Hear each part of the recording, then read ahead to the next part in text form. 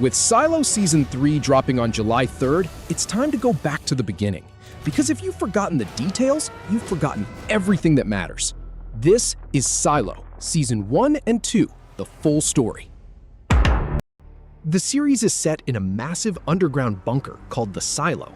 144 floors, 10,000 people, no windows, no way out. Nobody knows who built it or why they are there. The outside world is believed to be toxic and deadly. The only view anyone has is a single camera feed playing on giant screens in every cafeteria. Gray sky, dead land. The government, called judicial, controls everything. Books, microscopes. Old objects are called relics. Getting caught with one can get you killed. And the worst rule of all, if you say the words, "I want to go outside," they send you out to clean the camera lens and die in the toxic air. Nobody survives cleaning. But here is the strange part. Everyone cleans. Every single person ever sent outside, even the ones who swore they would not, they all wipe that lens before they die. Nobody knows why. Our story starts with Sheriff Holston and his wife Allison.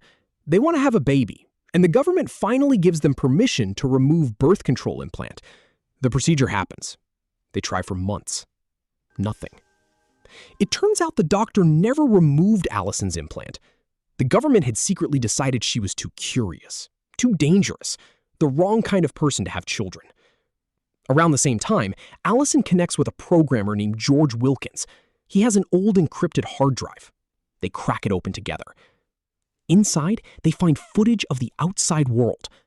Not a wasteland. Green grass. Blue sky. Birds flying.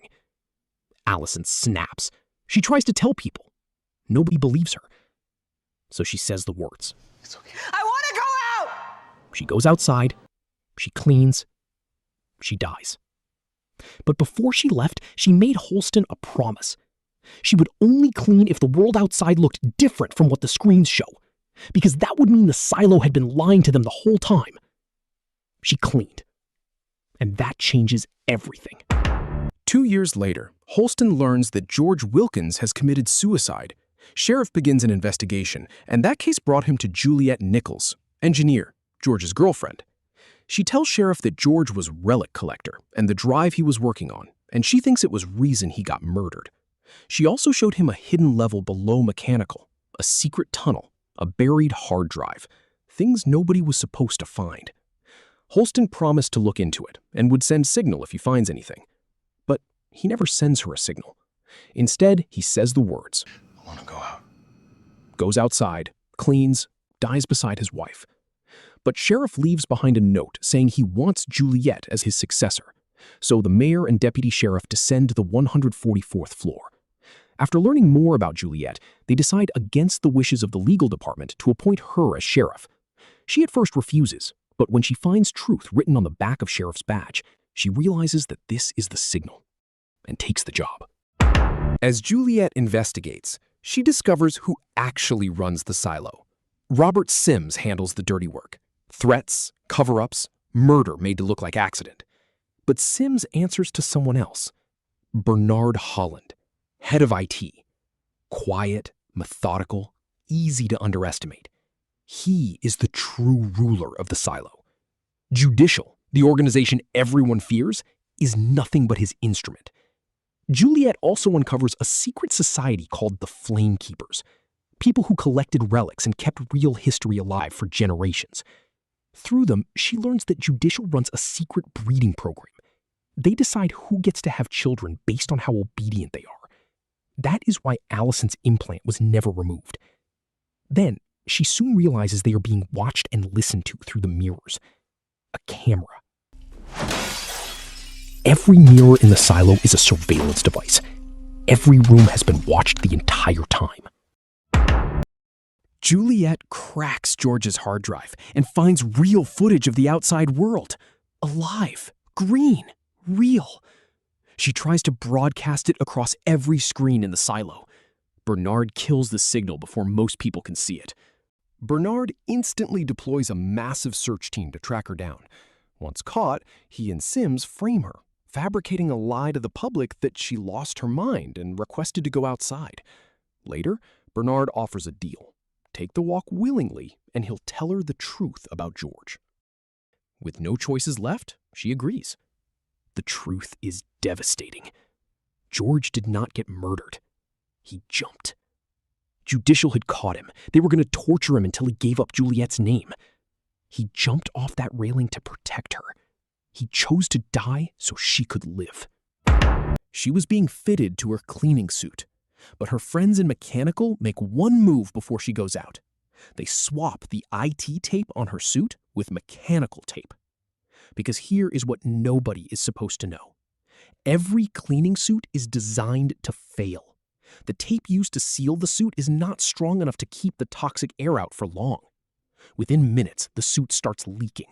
The person outside has maybe 3 minutes before the air gets in and kills them.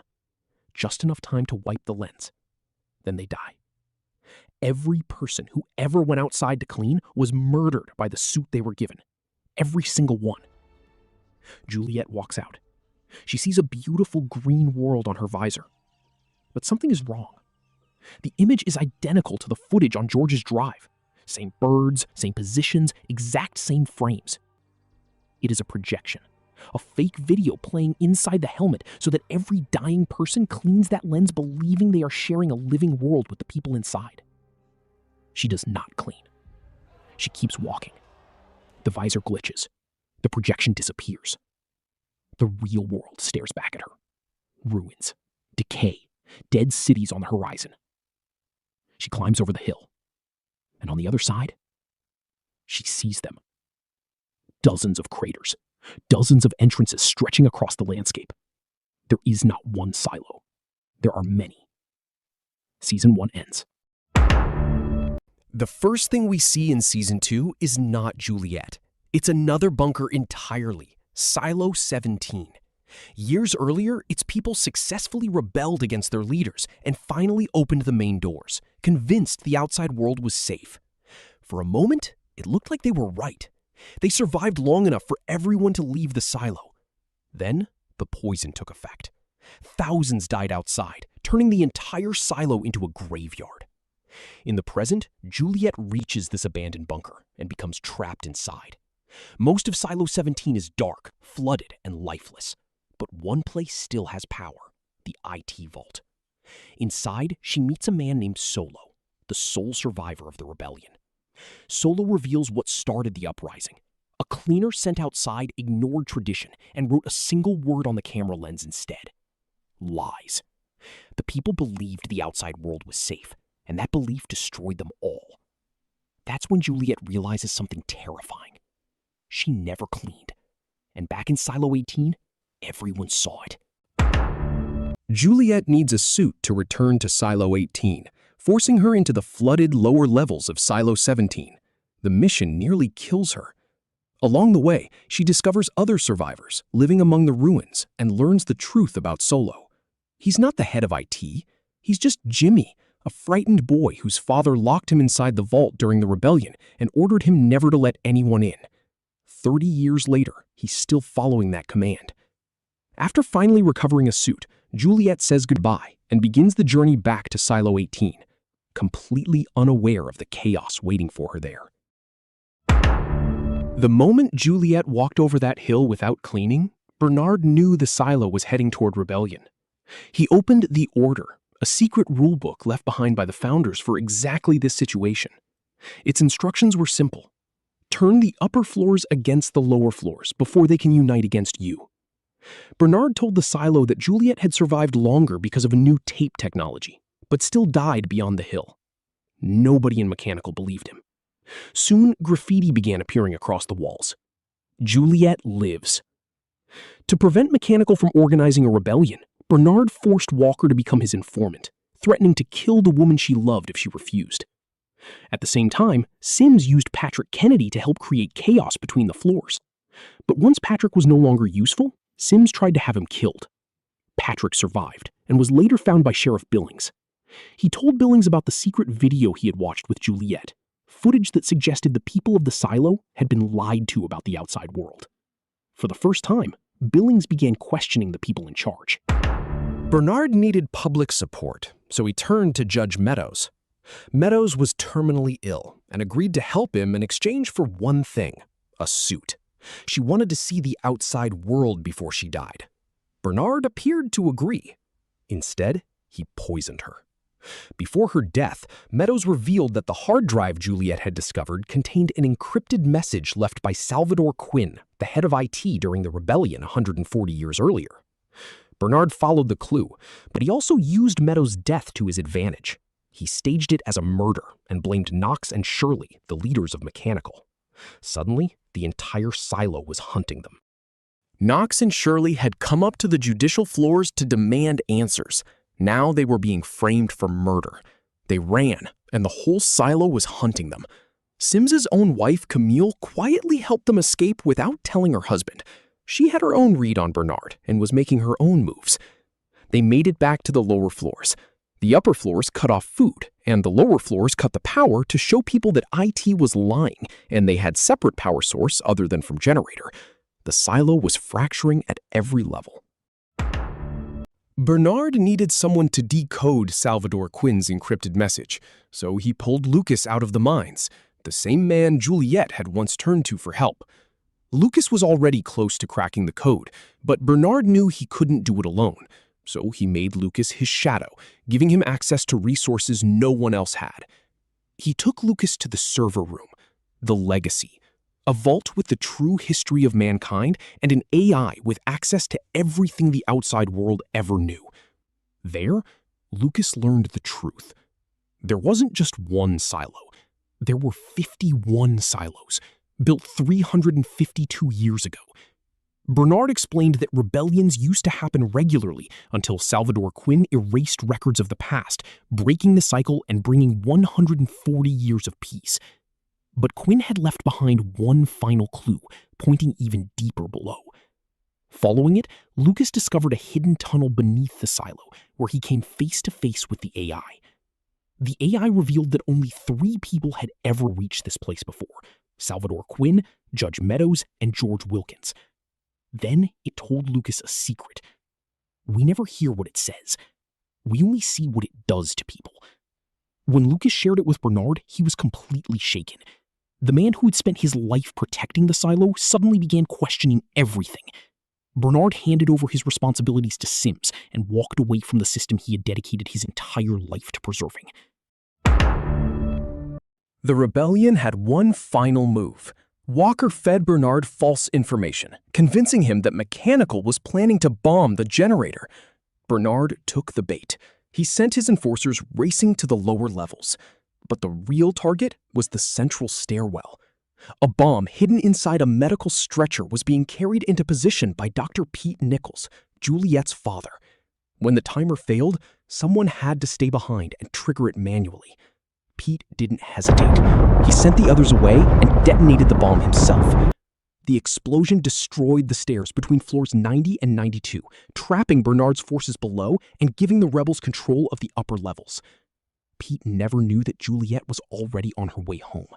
He died fighting for a daughter he would never see again. At first, the people only wanted the truth, but Patrick Kennedy and others who believed the outside world was safe began pushing the crowd toward a dangerous conclusion. They convinced more and more citizens that freedom was waiting beyond the airlock. The silo was now only moments away from repeating the same mistake that had destroyed Silo 17. Just as the people prepared to open the airlock, Juliette appeared on the screen outside. The entire silo watched in shock as she walked toward them. They had been told she was dead beyond the hill. Now she was standing right in front of them. She stepped up to the camera and cleaned the lens. Then she held up a message. Not safe. Do not come out. 10,000 people who were seconds away from opening the doors suddenly stopped. Juliette had prevented another Silo 17. She finally made it back inside and found Bernard waiting at the airlock. He was suited up, armed, and ready to walk outside rather than face the collapse of everything he had spent his life protecting. But Juliette stopped him. She revealed that she knew about the Safeguard, a hidden system capable of flooding an entire silo with poison if a rebellion grew out of control. According to Solo, his parents had discovered a way to block the system during the rebellion in Silo 17. If they had done it once, Juliette believed it could be done again. Before they could act, the incinerator fire triggered. Flames everywhere, both of them caught inside. Then the show does something completely unexpected. We leave the silo entirely and jump 352 years into the past. In Washington, D.C., a young congressman meets a journalist in the aftermath of a dirty bomb attack. She pushes him for answers, but he refuses to reveal much. Before leaving, he hands her a small object, a duck-shaped Pez dispenser. The very same artifact connected to George Wilkins and the mystery that started everything. For the first time, we learn that the story of the silos did not begin underground, and Season 2 ends by teasing the true origin of it all. Season 3 premieres July 3rd, 2026 on Apple TV+, and for the first time, the story will unfold across 2 timelines. In the present, Juliette has survived, but the trailer suggests her memories may have been erased. Lucas now holds the secrets Bernard once protected. Camille has been chosen by the AI to remain inside the vault, and a new threat is coming that could change everything. Meanwhile, 352 years in the past, a congressman and a journalist begin uncovering the conspiracy that will eventually lead to the creation of the silos. For the first time, we'll see the world before, the sunlight, the open sky, and the events that started it all. Season 3 still has some huge questions to answer. What was the secret that broke Bernard? Who is really controlling the safeguard? Can it be stopped? Why were Juliette's memories erased? And how does a simple duck-shaped Pez dispenser connect events separated by 352 years?